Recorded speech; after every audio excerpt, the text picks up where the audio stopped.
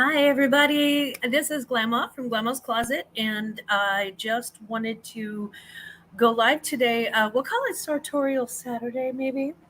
I was so excited about this idea. I didn't even put on like makeup, jewelry, or anything. So excuse me for still being in my pajamas and my robe, and maybe we'll talk a little bit about what that makes me as far as fashion goes. So I'm very, very excited to bring this to you today.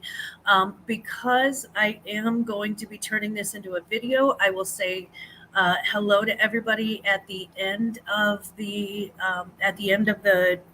presentation, and I can see already my very, very dear friends in the chat. Welcome everybody, welcome, welcome, welcome. And again, I'll be back to say hi to everybody individually as soon as I am finished taping. So please say hello to each other and be very welcoming to Glamma's Closet today, Sartorial Saturday. Sartorial means to do with clothing, and of course you already knew that, but uh, I'm used to having kids and grandkids around, so I usually like to include an explanation. My husband calls me the over explanation lady. But if you don't know, if you haven't seen us before, I sell on Poshmark, and I do keep up with fashion trends simply because it is my business to do so. Not to mention, it's a lot of fun. It's a lot of fun. So let's go ahead and dive into some fashion trend keywords. These are keywords that you can include in your reselling listings. There are also keywords that you can use to perhaps describe fashion to someone who is sort of a fashionista, or maybe follows fashion, or maybe just, a young person whose fashion, of course, their fashion changes very quickly. So let's get started. Let's jump right in with the very first fashion keyword, which I just love. It is coastal grandma. Coastal grandma is the first fashion keyword. It indicates a laid back, fresh from the garden lifestyle that's refreshingly anything but trendy. The coastal grandmother aesthetic is rooted in classic oceanside minimalism, but isn't overly preppy. So think as good as it gets. Oh, she had the best. She had the very best coastal grandma style. So here's an example. A coastal grandmother would wear a striped sweater over a collared shirt, but wouldn't be caught dead in a printed Lily Pulitzer dress. That's a true preppy grandmother territory, so that's a little bit different. So think like relaxed linen pants, classic oversized cardigans, all of these in neutral colors, straw hats, and very comfortable sandals. Our next our next trend is also coastal, but it's coastal cowgirl. Coastal cowgirl, as the name suggests, the coastal cowgirl aesthetic is a mashup of beach wear and western wear. So think of like a breezy linen dress, faded denim shorts, western accessories such as a cowboy hat, a straw cowboy hat, even, or like faded cowboy boots. Corseting is our next aesthetic, and corseting is exactly what it sounds like. And for women who have followed this fashion, and very many men too, it's the wearing of a close fitted undergarment, often reinforced by stays and lace up, worn to support and shape the waistline, hips, and bust. The the corseting is happening now. It's being worn as tops by themselves or over blouses. And of course, those have been incorporated into just some really beautiful ball gowns and dresses. Y2K. We all know what Y2K is. If you don't, it's the technology, styles, dress, and habits of people before the turn of the 21st century. So think early to late 90s and very early 2000s. Um, it's favored by the Gen Z population in the 2020s. The Y2K fashion includes like flip phones, high contrast colors, low-rise jeans, and space-age clothes. This means that loose-fitting and oversized sweatshirts, boots, and sneakers paired with outline highlighting crop tops and baby tees, baggy pants, track suits, fanny packs, those sort of things would be considered Y2K. Gorpcore. This one took me a while to really wrap my head around. Gorpcore started with the word gorp, which is actually an acronym for hikers. It's good old raisins and peanuts, so it's used to describe trail mix, and it sort of follows that hiker aesthetic. Gorpcore is a trend that focuses on sporty utilitarian pieces that are made for embracing the outdoors. I apologize, I have notes and sometimes I can't read my own writing. The camping style aesthetic turned something that wasn't necessarily meant to be stylish, hiking and high performance gear, into fashion. So Gorpcore is all about embracing hiking inspired pieces and outdoorsy pieces like vests, cargo pants, fleece jackets, hiking boots, and other outdoor wear. My next trend really doesn't need too much of an explanation, so I'm not going to go deeply into it. It's Barbiecore. Barbiecore is pretty much hot pink everything. It's pink and hot pink everything. If a Barbie doll would have worn it, that's Barbiecore. I have, for example, I'm wearing this, which is like that sort of periwinkle blue with hot pink flowers on it. Can The hot pink's really not translating; it's coming off as orange. And then a hot pink tank, and I have a hot pink tie dyed pajama pants. So it right now. I'm somewhat Barbiecore. I would need to actually do my hair and make it cute and wear the accessories, but that is really what Barbiecore means. Normcore is also, it is what it sounds like, a style of dressing that involves the deliberate choice of unremarkable or unfashionable casual clothes. So normcore is a unisex fashion trend characterized by unpretentious, average-looking clothing. Normcore fashion includes jeans, t-shirts, sweats, button-downs, and sneakers.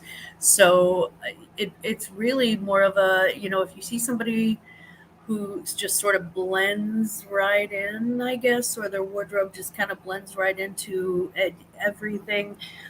That's sort of normcore.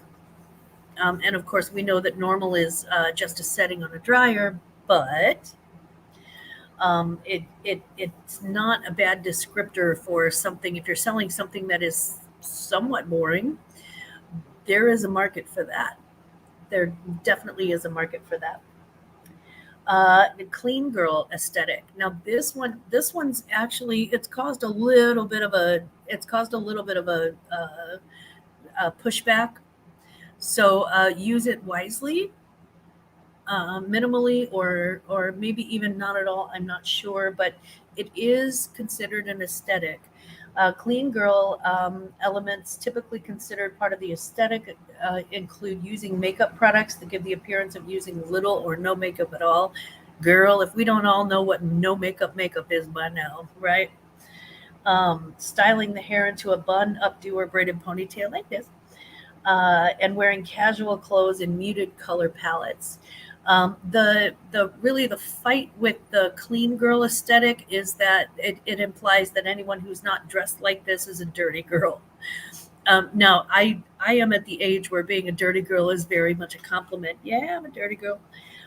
So that does not bother me at all. But I can see for some young women that may be, it may be one of those things that sort of is going to be bothersome in regards to their self perception. So we want to keep an eye on that one. I would use that sparingly. Coconut girl.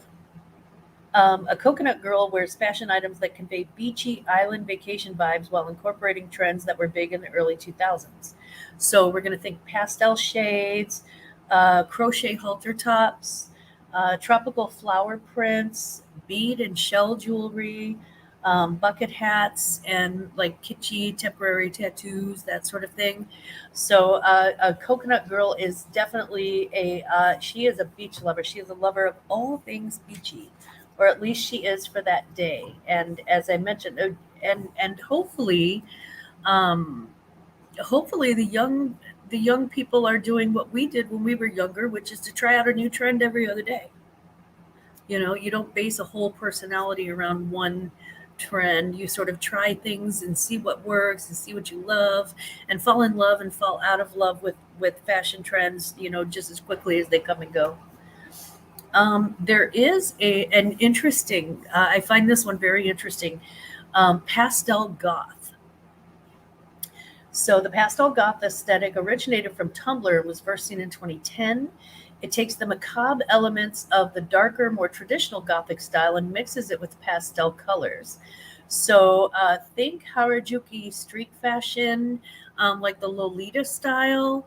So we're taking like, you know, maybe a pair of ripped fishnet stockings and a pair of Doc Martens, but the Doc Martens are like, I don't know, pastel pink, and then you're taking, you know, a ballet mini skirt and you're pairing it with like, you know, a black T-shirt with a skull on it that's got like little, I don't know, pins on it or whatever. It's that sort of style. And I find that fascinating, and I think it's very, very cute when it's done correctly. The next core is actually, and they call everything a core, so, you know, we go with it. By the way, they're spelling core CORE, not CORPS. Just at, just FYI. But biker core, the biker core aesthetic consists of moto jackets, fringe, vintage band tees, studded boots, Y2K inspired handbags, and embellished denim. The nature of the trend is definitely demonstrated by leather, but ties in other fabrics and material as well, like a hefty dose of denim on denim. So if you're creating a denim on denim Canadian tuxedo of a crime, biker core. And it's not necessarily a crime. It's very much trending right now. Mermaid core, which again is kind of what it sounds like. Once it was just a niche subculture of style, but it's actually come into its own in the fashion industry, and in the TikTok trends and online trends, and for good reason. They had, you know, the Little Mermaid came out this year. There's very much a sort of a callback to all of that. You the uh, oh gosh, who are the blue people?